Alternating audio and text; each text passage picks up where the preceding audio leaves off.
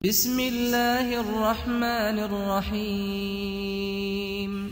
اعوذ باللہ من الشیطان الرجیم بسم اللہ الرحمن الرحیم ومن یتوکل علی اللہ فهو حسبہ، جو کوئی اللہ پر بھروسہ کرے اللہ تعالیٰ اس کے لیے کافی ہے۔ آج ہمارا پہلا سبق الہدایہ مع الدرایا سے ہے، جو جلد دوم ہے، کتاب النکاح سے شروعات ہے۔ جلد دوم کی کتاب النکاح، نکاح کا بیان۔ قال النکاح ينعقد بالإيجاب والقبول بلفظين يعبر بهما عن الماضي، لأن الصيغة وإن كانت للإخبار وضعا فقد جعلت للإنشاء شرعا دفعا للحاجة۔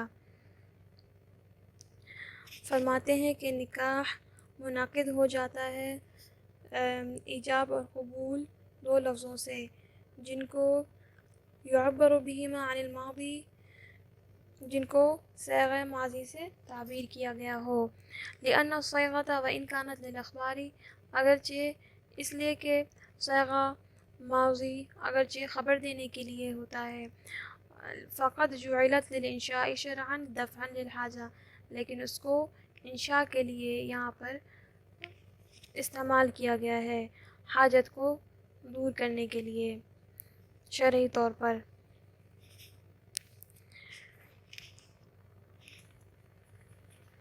وَيَنْعَقِدُ بِلَفْظَيْنِ، اور منعقد ہو جاتا ہے دو لفظوں سے، يُعَبَّرُ بِأَحَدِهِمَا عَنِ الْمَاضِي وَبِالْآخَرِ عَنِ الْمُسْتَقْبِلِ، اور منعقد ہو جاتا ہے دو لفظوں سے جن میں سے ایک کو ماضی سے تعبیر کیا جائے اور دوسرے کو مستقبل سے۔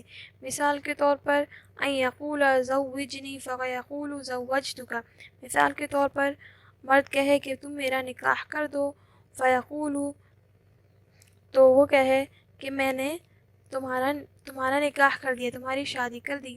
لِأَنَّ هَذَا تَوْكِيلٌ بِالنِّكَاحِ، اس لیے کہ اس میں نکاح کو سپرد کر دینا ہے کسی کے۔ وَالْوَاحِدُ يَتَوَلَّى طَرَفَيِ النِّكَاحِ عَلَى مَا نُبَيِّنُهُ إِنْ شَاء اللَّہ، اور ایک آدمی دونوں نکاح کے دونوں پہلو کا والی بن سکتا ہے، جس کے بارے میں ہم انشاءاللہ آگے بیان کریں گے۔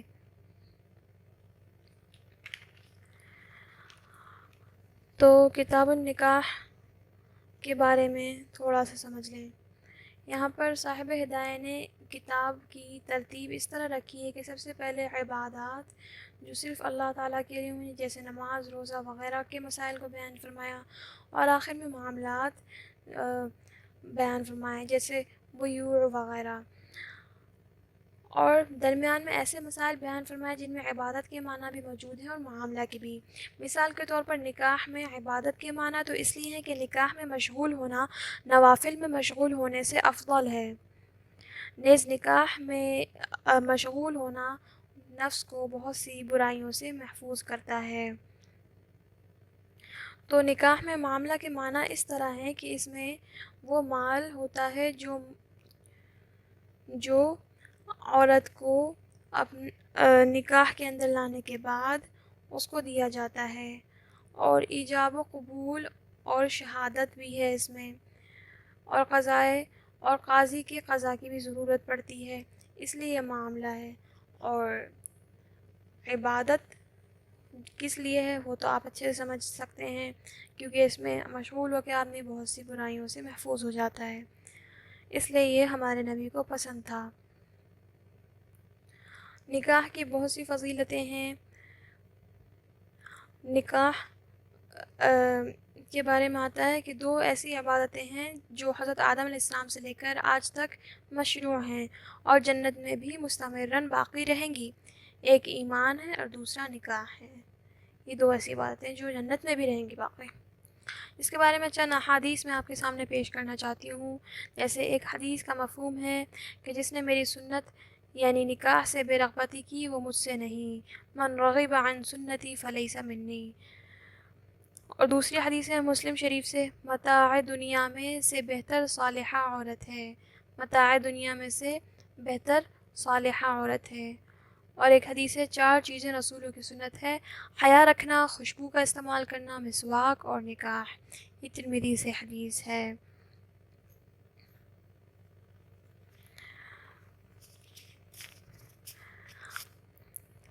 اس کتاب کے اندر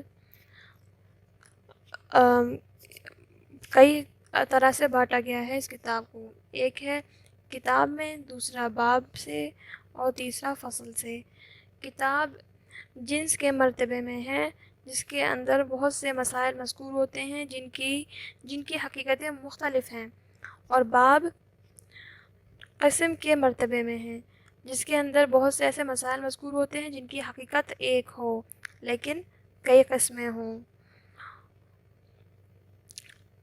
اور فصل جو ہے شخص کے بمنزلہ شخص کے ہے، یعنی معین، جس کے اندر معین اور مشخص مسئلے کو ذکر کیا جاتا ہے، یعنی کسی خاص مسئلے کو ذکر کیا جاتا ہے.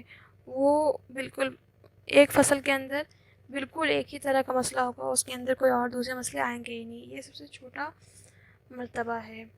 تو ان تین طریقے سے اس کتاب میں حصوں کو بانٹا گیا ہے: کتاب، باب اور فصل.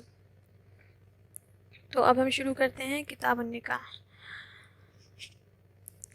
نکاح لغت میں ضم کے لیے ہے، ملانے کے لیے ہے. پھر نکاح جو ہے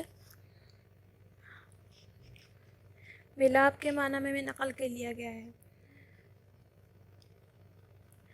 پھر اس لغت میں ضم کے معنی ہے، اس لیے اس کو اصطلاحاً عقد نکاح کی طرف نقل کر لیا گیا ہے. یعنی ایک عقد کر کے نکاح کو جائز اور شرعاً جائز سمجھا جاتا ہے، اور یہ اللہ کی طرف سے حکم ہے. اس طریقے سے عقد کر کے دو جنس ایک ہو جاتے ہیں. نکاح کے اقسام.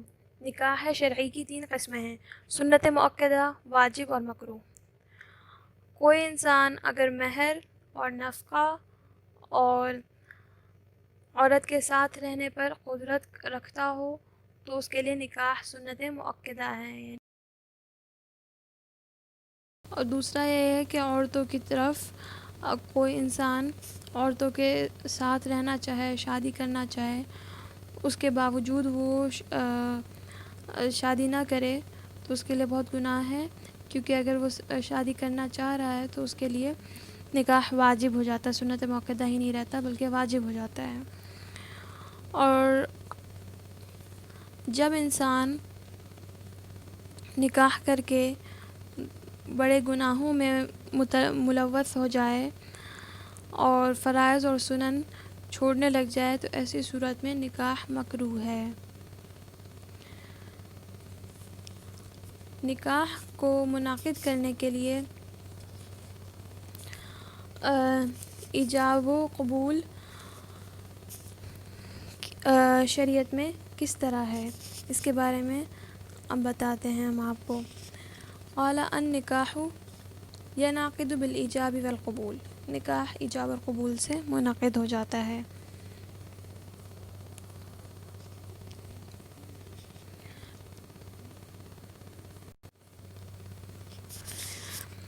نکاح منعقد ہو جاتا ہے ایجاب اور قبول سے. یہاں پر صاحب ہدایہ نے بلفظین اس لیے کہا ہے تاکہ یہ معلوم ہو جائے کہ وہ 2 لفظ منہ سے ادا کیے جائیں نہ کہ لکھے جائیں. صرف اگر لکھا ہوا اور سائن کیا جائے کہ میں نے قبول کیا، قبول ہے، تو یہ ان کو نقوش تو کہا جا سکتا ہے لیکن لفظ نہیں کہا جا سکتا. اس لیے لفظ کی شرط ہے نکاح کے ہونے میں. اور یہ قول ائمہ ثلاثہ کا بھی ہے کہ صرف تحریری ایجاب ہی کافی نہیں بلکہ لفظی ایجاب و قبول بھی ضروری ہے نکاح کے لیے. ایجاب اس لفظ کو کہتے ہیں جو عقد کرنے کے وقت کوئی پہلا آدمی جو کہے کہ میں نے قبول کیا تو اس کو ایجاب کہتے ہیں. جب پوچھا جائے کہ تمہیں نکاح قبول ہے تو پہلا شخص یا عورت سے پہلے پوچھا جائے یا مرد سے، تو مرد جو اگر کہے گا کہ میں نے قبول کیا تو وہ ایجاب کہلائے گا، اس لیے کہ وہ سامنے والے کے اوپر ہاں یا نہ میں جواب کو واجب کر دیتا ہے۔ جب اس نے کہہ دیا میں نے قبول کیا، تو اب عورت کے لیے اوپر آ جاتا ہے کہ وہ بھی قبول کرتی ہے اس کو کہ نہیں مرد کو۔ تو وہ اگر کہے کہ قبلت، تو جو لفظ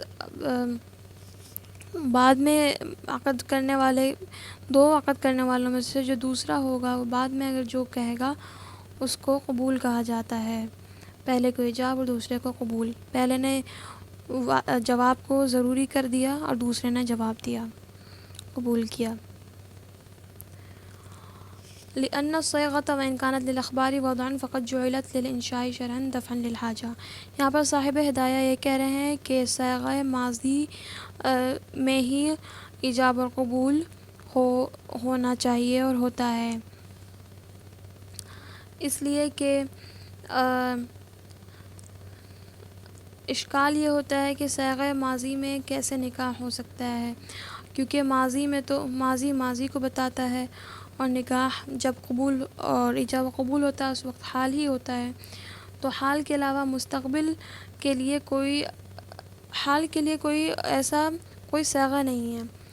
اگر مستقبل والا، اگر مضارع ہے، فعل مضارع ہے، تو اس میں حال اور مستقبل دونوں آ جاتے ہیں، اس میں شک میں مبتلا ہو جائے گا آدمی کہ نکاح آگے قبول کرے گا یا آگے ہوگا، بلکہ نہیں، اس کے لیے یہاں پر ضرورت محسوس ہو رہی تھی کہ کوئی ایسا لفظ استعمال کریں جس سے محسوس ہو جائے کہ نکاح اب ہو چکا ہے، ہو گیا۔